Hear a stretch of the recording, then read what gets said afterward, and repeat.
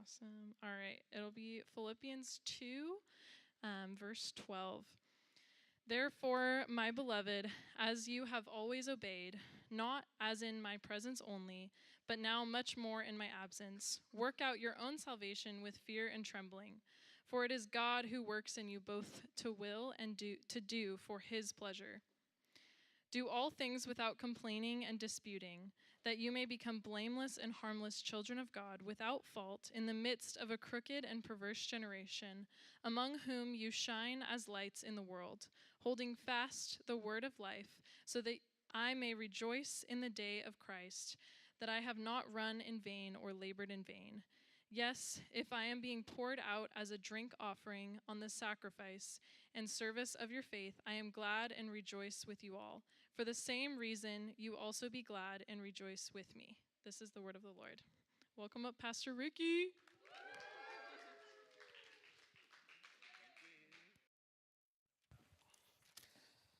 Oh, hello. Good evening, everybody. How are you? Yeah? It's good to see you guys a day. Come on. Have you ever done, or said yes to something, and before you even did it, you're like, I shouldn't have done that. I shouldn't have said yes to that. There was a buddy of mine who, and I should have known, because this dude, he's jacked, okay? Like, he's buff, okay? And he asked me, he's like, hey, I'm doing this men's Bible study. And we kind of hang out and we eat and we do the Bible and we work out a little bit. And I was like, I've worked out before a few years ago. How hard could it be, right? And he invited me and I was like, all right, it can't be that bad. Okay, it can't be that bad. It was terrible. Okay, it was literally one of the most terrible things I've ever said yes to in my life. It was funny because I really thought that I was in shape. Like, I felt like I was like, I feel like I'm okay. I can do something. We worked out muscles that I didn't even know existed in my body, right? Like, I was like, oh, how can I be hurting right here? There's not even, what is this? How is this hurting? And it went through the whole summer. And I couldn't stop going either, though, because they were my buddies. I knew these dudes, and they would see me all the time. And if I stopped going, they'd be like, why are you not going? I know you're not doing anything. You can make it. I know you can. So I had to keep going, right? And I remember at that first one, especially, after all of them pretty much, I was sore for like the whole week, okay? And they're like, hey, make sure you keep working out throughout the week so you're ready for the next week. And we do it once a week. I couldn't move for a week. I couldn't keep working out, so I wouldn't work out again until the next one, okay? Because I was like, I can't do this, and I wait till the next one, then it was just as terrible again. So I'm doing this, and I remember after working that first one, we're working out, and I feel terrible, and I remember we're trying to do Bible study, and I'm trying to focus, and I can't even focus on the Bible study that we're doing. We're trying to eat, and I'm like taking little tiny baby bites because I feel terrible, right? I'm like, I'll throw this up if I eat this all. And they're all happy eating and stuff and all talking and laughing. And I'm like, I don't know how I'm going to do this right here. I realized that I had gotten lethargic in the way I took care of my body. I thought that because I had done stuff before, because I had worked out before, I had done things. In my life, I've run marathons, and I worked out a lot. I was athletic. I played sports. I did all this stuff. And I thought, well, because I've done it, it should be easy to start doing again. It's not somebody shaking their head. It's not. It wasn't easy to do again. Now, I just got invited back to that group again for this summer. And of course, I put on, I would love to do it. And right afterwards, I was like, I don't think I've worked out since the last time we had this group. What is wrong with me? I have to get ready again. And so literally this morning, I woke up and I was like, I got to do some push-ups or something. And I'm on the ground doing push-ups, and I'm a little sore right now, okay? I did 10 push-ups and a couple squats, okay? And I'm dying already. So I'm freaked out a little bit, but it's okay. Now, why am I willing to do this? Why am I willing to go put myself through some terrible pain? because I get to have time with these godly men. I get to push myself to be better than I am right now. And it brings me joy. It brings me joy hanging out with them. It brings me joy knowing that I'm getting stronger and I'm getting better. Now, this joy is not always easy, though. But it is always worth it, though. Working hard for this is not easy, but it's worth it. Now, there's a lot of things in life that I think are like that. My marriage, I've been married for 21 years. We're almost on 22 next month. My marriage brings me joy, but I have to put in work for it. Now, my kids, I got 10 kids. They bring me joy most of the time. They bring me joy, but I have to put in work as their dad. It takes work to be a parent. Teaching up here, it brings me joy, but I have to put in work to prepare and be ready, get myself filled up so that I can give out. It takes work. Now, shining as a light, which we're talking about today, that also brings me joy. When I know other people can look at me and say, whoa, there's something different, that brings me joy, but it takes work. And that's what we're going to talk about today. So let's get back into Philippians 2 a little bit. We're going to look at verse 12 real quick. So if you guys are still in Philippians 2, great. Go to verse 12. In verse 12, it says this. It says, therefore, my beloved, as you have always obeyed, not as in my presence only, but now much more in my absence, work out your own salvation with fear and trembling. Now, of course, you guys have been going through Philippians. It's Paul in prison writing to these people, the Philippians in Philippi, and he's telling them like, hey, look, I know that you guys have followed. When I was there with you, you guys were obeying and following the Lord. But now that I'm not there, because he's in prison, he said, now that I'm not there, do it even more in my absence. He says, work out your own salvation with fear and trembling. He is calling them to more. He's calling them not to just accept this free gift of salvation from Jesus. He said, yes, it's a free gift of salvation that you have received. He's calling them not just to receive that gift, but for them to actually live into that gift. Live into the calling that they have been given because of this gift. He said, I have something more for you. I love that it says in the text, therefore we must work out. Spurgeon says this, he says, we must work out because God works in. He's working inside of us, so we work out. We're called not just to claim that we're Christians, but to live it out. And so that brings us for our very first point today, which is to stay in shape. Okay? Stay in shape. Just like I did not for this upcoming workout crew, okay? But as our very first point, it's to stay in shape.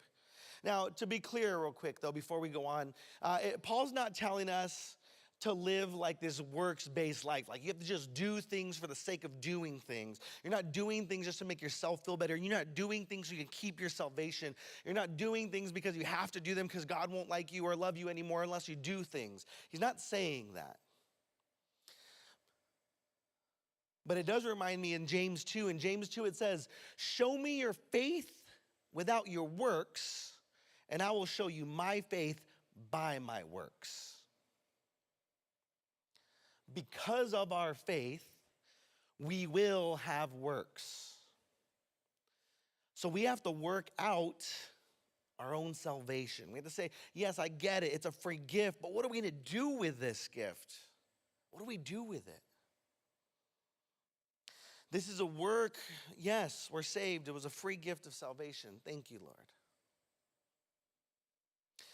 Now, because of that, we have a desire, we have an honor, and we have an excitement to put in some work.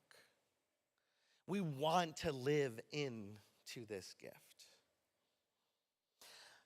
Now, we should do this with a sense of trembling, and I fear and trembling. I like this idea because, yes, it's exciting to go live out our faith, to go live out this idea of working out our salvation and trying to figure this out and doing this work with the Lord inside of us and outwardly outside of us. It's beautiful, so much so that it should scare us not to do it. It should scare me not to live this out. With fear and trembling, I should say, Lord, please help me, show me what it looks like to live this out, because I do not want to be one of those people to just receive this gift and keep it for myself and never show anybody how wonderful and beautiful you are. So, Lord, what do I do?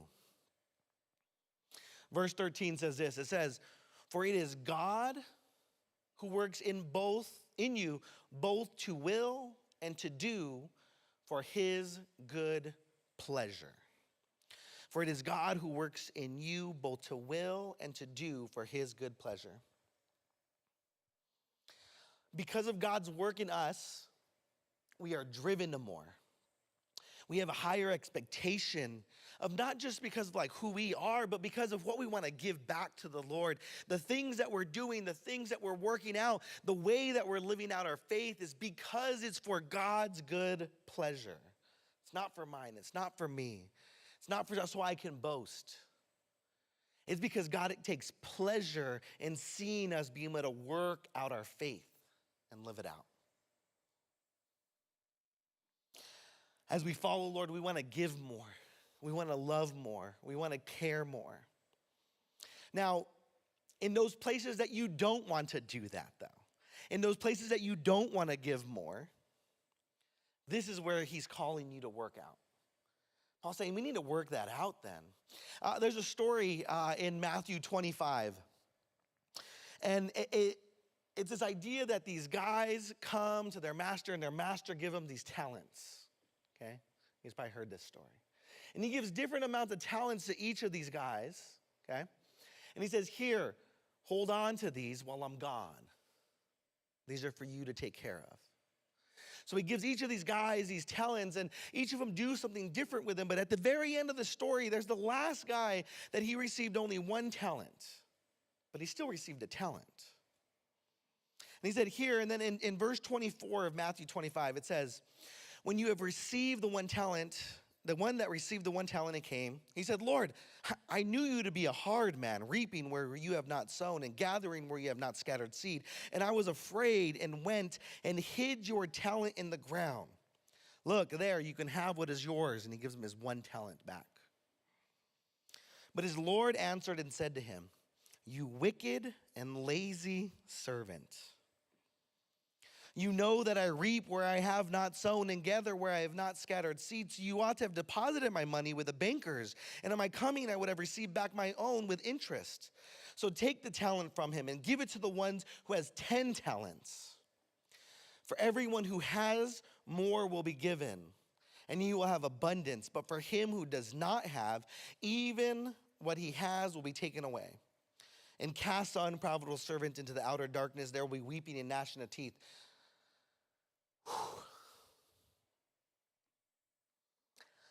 This guy received this free gift. He hid it away. He didn't use it. And his Lord said, what? You know, I gave this as a free gift to you. What are you going to go do with this thing? He said, don't be like the lazy servant. Now, we've each been given a gift of salvation. So what are we going to do with this gift? I know my kids, when I give them presents at Christmas, I know a couple weeks in afterwards which presents are their favorite. How do I know that? Because they're all over the house. And they're used all the time, right? I know that those gifts were important because they're the most used. When a gift has been given, we're called to use it. Especially a gift as beautiful and wonderful as salvation. But I get it still. Because you know what? There are things that we just don't want to do, or are really hard for us to do, or things that we don't believe that we can do. We believe that maybe we're not ready for it. We believe that we don't know enough of the Bible for it. Maybe we don't feel like, man, I just don't have enough experience yet. I can't do that yet. No, God just didn't make me like that. I can't do that thing. So that brings me to the second point. My good friend that loves me and is amazing and wonderful. He was a mentor. He was one of those encouragers. And everywhere I went, he would give me the Bible. He would teach me. He would tell me things. He would do all this stuff. And I would come to him with things, and I would talk about stuff. I would complain about things like, man, this is so hard. What do I do with this? And he would look at me every time. He would look at me and he goes, suck it up, Buttercup. I was like, what do you mean, suck it up, Buttercup? He loves saying that saying, okay? He loves saying, suck it up, Buttercup. But that's our second point today. Because Paul actually does something very similar to this. He said, look, I get it. You're going to work out the salvation. You got this free gift. There's all these things going on, man. Keep working. God's working in your life. He wants you to work it out throughout everywhere else. Like, God, he wants to do this stuff. And then in verse 14, he says this. He says, man, do all things without complaining and disputing. Suck it up, Buttercup, he said. Because so often we want to complain. But Lord, this is so hard though. But Lord, I don't have enough. I just don't have enough. I don't know how to do this. I can't do this. I don't want to do that thing. I'll do all these other things, but I just don't want to do that thing. Can I just not do that? And I remember feeling that when I was in that workout crew again, and we were working out, and we were doing things, and there was, so burpees. Does anybody understand burpees? Okay. You do this thing, and you're like jumping on the ground and doing a push-up, and then like jumping back up and jumping in the air, and I'm like, I didn't like the jumping part, okay? Because like at some point when you finally get up off the ground, you're like, now I have to jump too, and like it's terrible, okay? Like I didn't want to do that part, and they're like, but if you don't do it, I'm telling you, you're not going to get as much gains. I'm like, I still don't want to do it. Okay, and so I get it. There's things that we just don't want to do, right? And it's hard to get into those things. And I could be the one, especially with that group. Like I could have been. At times I was the one that was complaining and crying about it. I'd go home and I'd tell the wife, like, why'd you let me do this? Like, couldn't you just have said I was busy and I would have just stayed home? You gave me some jobs. It was hard. And I could complain about it. I could tell other people. I could have told other people, man, this is terrible. If they ever invite you, don't ever go. It's going to be the worst thing you've ever done. They're going to hurt you on purpose, okay? And they're going to act like everything's okay.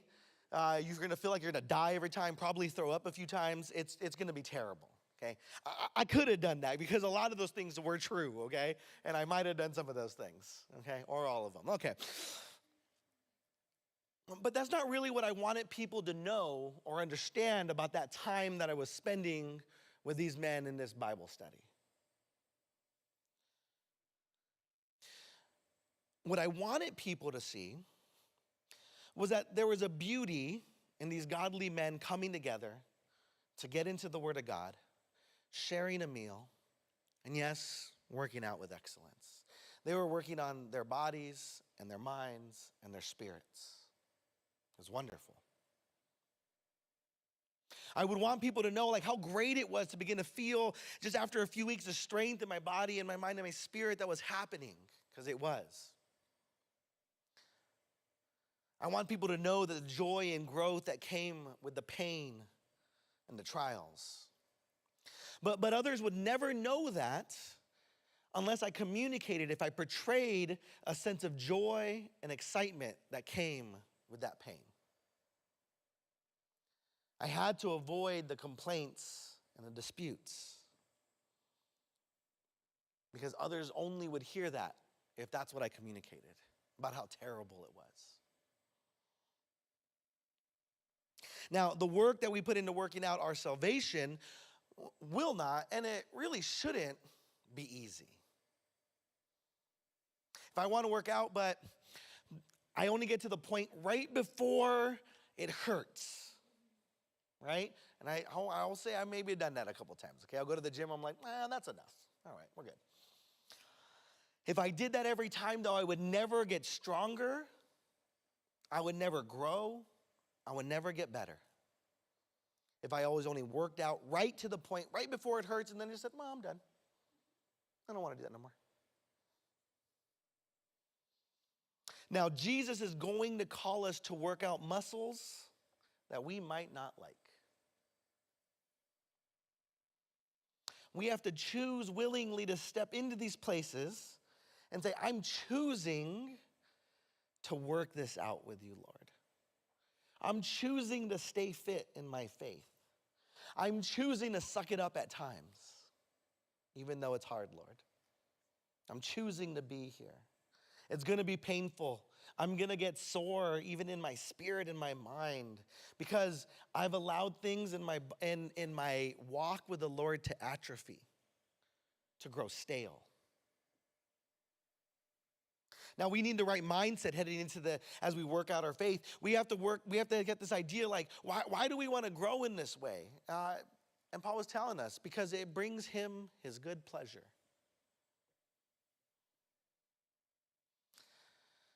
How do we step into these things with excitement and joy? It'll be hard at times, but we see the end reward. Lord, show us the end reward for this work. So I want you guys to think about this idea, like, what spiritual muscles do you usually complain and dispute about working out? Maybe you haven't realized yet what those are. But think about it, when you're called somewhere, you hear somebody doing something, you're like, that's not really me. Nope, that's a hard one. Or you start doing something, you're like, this is kind of hard. For me, when I as a younger person, it's not like it's changed much now. There's times in my life where this still happens, where reading my Bible can get difficult. And me stepping in and doing it every day and making sure I'm in the Word, sometimes it gets hard. And I'm like, I don't really want to do this, Lord. I don't really feel like this right now. And so that's a hard one for me sometimes. Sometimes I'm like, Lord, help me with this muscle. I see people and they're like, I'm reading 10 chapters a day. And I'm like, whew, I didn't even open my Bible today, but okay, I got you, cool. And it makes me feel bad. And I'm like, Lord, what do I do? How do I work that out? How do I get better at that? What do I need to do? Why have I gotten lethargic in this area? Help me work that out. But here's some areas that I've seen and I've heard people talk about that get a little bit hard to work out at times. Okay? Tithing and giving. That can be a hard one. That can be a hard one for people because there's all these things. I don't have enough money. I'm not working right now. I don't even know what I would give if I did. I wouldn't be able to pay my bills if I did this. There's all these places, and so there's these things that why was everybody always asking for money, and I have to give money everywhere and do these things. It can get hard. I get it, and we can easily complain and dispute it. Say it's just not for me right now. Volunteering, same thing. Time, I don't have enough time. I have to work and I have a family and I'm taking care of them. My house is dirty. I have all this stuff that I have to do. I have to go to church and I have to cut up young adults and I have to do all this stuff. I don't have any time to volunteer. How am I going to have time to go? A mission trip for a whole week? What are you talking about? I got time to do that. It's a lot. Actually, it is, yeah. Loving your enemy or your neighbor. But you don't understand my neighbor though, because that person, dude, they rough. Rough, right? I can't talk to them. Every time I talk to them, it becomes this whole thing, and I get it. No, you don't get it. You don't work with the person I work with, because, man, they're just mean to me every single day. I can't love them. How am I supposed to do that? That doesn't make any sense. No way. It's hard. Giving excellence at work. That's a hard one sometimes. It's a place that we can complain and dispute about. I'm not even going to work there long. I'm just looking for another job anyways. Why I got to work that hard? My boss is just so mean. I don't even want to try for them anymore. I tried a whole bunch already. I've done my best and they didn't even care. Nobody even notices. Why should I try? A lot of complaining and disputing we can put in there. Reading your Bible. like I talked about. Spending time in prayer, spending time with the Lord and saying, Lord, I'm trying. Right before bedtime, I'll pray with you. And like, I'm supposed to pray all the time. I just don't know how to do that. That's just so much. Like, how do I do that, Lord? Yeah, all these are places that we can easily complain and dispute about and say, you can come up with a million reasons for all of these and not to do any of them. I get it. I've done it. I've made excuses for all of them. Now, I'm not telling you that if you're not doing all these things, then you're a terrible person, okay? You guys get that? I'm not telling you that, okay? What I am telling you, though, is as you look at some of these things in your life and you're looking at some of this list and you say, man, which one of those can I choose to step into to work out on? How do I work this out in my own life? Lord, I see that I pulled away in these areas. Lord, help me step into these things and help me work it out. I know it's going to be hard, but I know it'll bring joy. So show me how I do this. What's my first step to do this thing well? What can I do? So think about those muscles that hurt. Think about those muscles that you're like, I don't want to do that one. I can't do that. And then suck it up, buttercup, and go work on it, okay? That's what you need to do. In the words of my mentor, okay? Not me. I'm not telling you that. That was my mentor, okay? Now, verse 15 says this. It says, that you may become blameless and harmless. So he's like, why are we doing this? Why are we working all this stuff out? Why are you doing this stuff? Why are you doing it without complaining or disputing? So that you may become blameless and harmless children of God without fault in the midst of a crooked and perverse generation, among whom you shine as lights in the world. Often I think the world gives us an example that complaining and disputing is okay. It's how we deal with problems. It's how we talk to others. We don't actually solve anything and work anything out. All we have to do is complain because you feel that way. Go for it.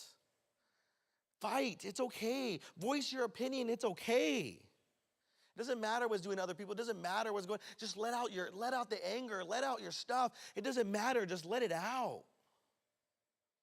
Complain. It's okay. Now, Paul's saying something completely different here. We're called to something so much more. An example that maybe wouldn't be understood out in the rest of the world. We're not called to complain or dispute so that we can become blameless and harmless to those around us. We become to those in the midst of a chaotic situation, in a chaotic moment in the world, in a chaotic place at work or at home or at school, in these places where it just feels like chaos, we become those people who are different. We become those people who are confusing to the rest of the world because, like, how could they be this way? How are you not complaining? How are you not fighting with them about this? Join in with us. What we become is we become lights to the rest of the dark world. The world says, make your own path, even if you can't see anything in front of you. Who cares? Just go. What you become is a light that guides others. You can show others with your light the danger that they're heading toward. You can be a light that celebrates and brings joy. You can be a light to a dark world. We're setting an example when we say, I get it. There's places to complain and dispute about. And inwardly, that's what you're working out with the Lord. Lord, I'm complaining and disputing about this. And he's like, yes, work it out with me inwardly. And outwardly, be a light. Outwardly, shine this brightness that you can be. And that brings us to point 3, to be a light that guides and brings joy. Be a light that guides and brings joy.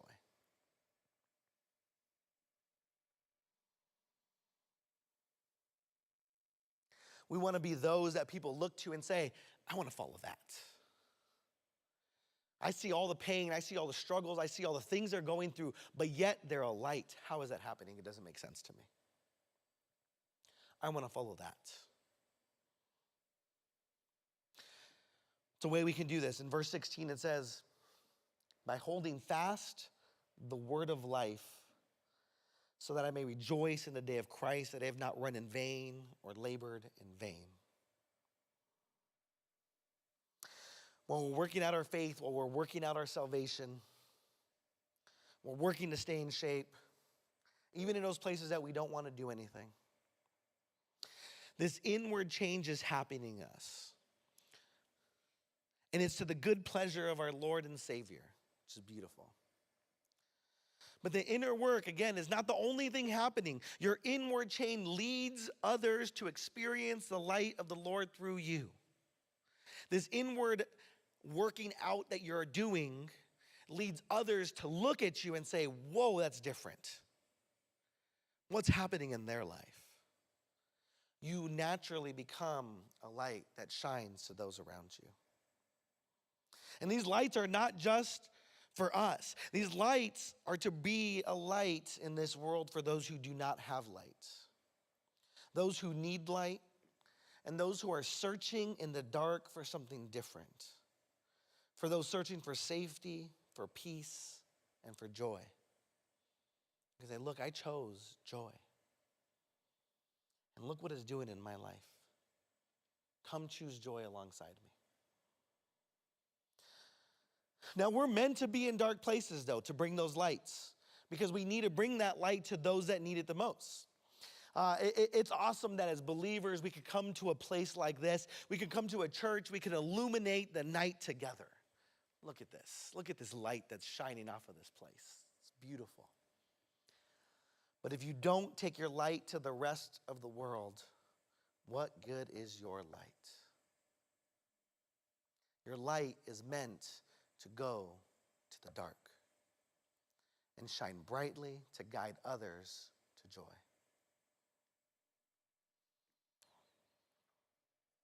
So how do we stay a light and do so without complaining or disputing? It's hard. We stay close to the Lord. We hold fast to the word, it says. Paul says, please do this so his work is not in vain. Look at, he cared so much about them that he was worried that all this that he was doing was going to be for nothing, that they were just going to go away and they were going to fall away from the things he was talking about and what the Lord told him. He cared about their walk with the Lord. He cared about their salvation. And so should we with those around us. I love that picture because he was like, yes, look at the Lord is working inside of you. He's doing a work in you. And he wants you to go shine the light out everywhere else because of the work that he's doing inside of you. But you don't have to do it alone. Do it with people. Do it with those around you. We should just not work out our salvation on our own. We should be lights in this world, and we can do this in community. Bring others along with you. Just like we emphasize doing groups. We do groups here even after young adults. You guys are going to get into groups. You're going to have all these people around you. There's going to be things that are weighing you down, and there's going to be life that's hurting and it's hard, and there's trials. Work it out with those people that are around you. Not to just come and complain and dispute, but to say, look, the Lord's doing this, and this is hard. Can you hold this burden alongside of me so I can continue to be a light where I've been placed? Can we do that together? Can you lean on those people that are next to you and say, I don't have to do this alone. I could do it with the people that are sitting right next to me. And we get to be these lights together. In verse 17, it says, yes, and I'm being poured out as a drink offering on a sacrifice in service of your faith. I am glad and rejoice with you all. Now, I remember I first read this, and this will just be a little side tangent. When I first read this verse, who knows, a long time ago, I grew up not in a great place. I grew up around gangs. I grew up in gangs. I grew up around gangs, okay? And so life was interesting most of the time, okay, when I was younger. And when I read this idea of a drink offering, the first thing that came to my head, okay, was a drink offering, was that idea of like, if you've ever seen, you might not have ever seen this, and I hope you haven't, okay, but this is how I grew up, okay? You know what a 40 is? It's like a big thing. No, what? Why do you guys know what this is? Okay, it's a big thing of beer, okay? And there would be these moments that people would take and they would be like, yo, we got to pour one out for the homies. Why do we do this? I don't know, okay? So you get the beer and then you would like pour out some on the ground for your fallen homies, okay? The ones that like passed away, that died, that came before you. You would give some, it was a drink offering that we were giving to our homies. Okay, that's what this made me think of. It's similar to that, okay? No, it's not really similar, but it has the same kind of idea. There was this idea of this drink offering that would happen, okay? There was this drink offering that happened, but Paul was talking about his offering of his life at this moment. He's in prison and he's saying, man, yes, and if I am being poured out as a drink offering on the sacrifice and service of your faith, I am glad and rejoice with you all. Paul was talking about being executed and becoming a martyr. He was unsure as to where this imprisonment was going to go, but if he was killed, though, he wanted the believers to know that were around him. He was willfully and joyfully sacrificing his life for Jesus. And he said, please continue to follow and faithfully serve the Lord. To be a sacrifice was a joy to Paul. And he was asking us to do the same. Now, sacrifice is going to look a lot different. We might not be sacrificed as a martyr. You might. I don't know where the Lord's going to lead you. But he's asking us to sacrifice a lot of things. When we work out our faith, there's things that we're going to sacrifice. There's things that we wanted, we hold on to. And he's like, you need to get rid of that. That's no longer for you. As you are choosing joy, you're choosing joy, so you're also giving up.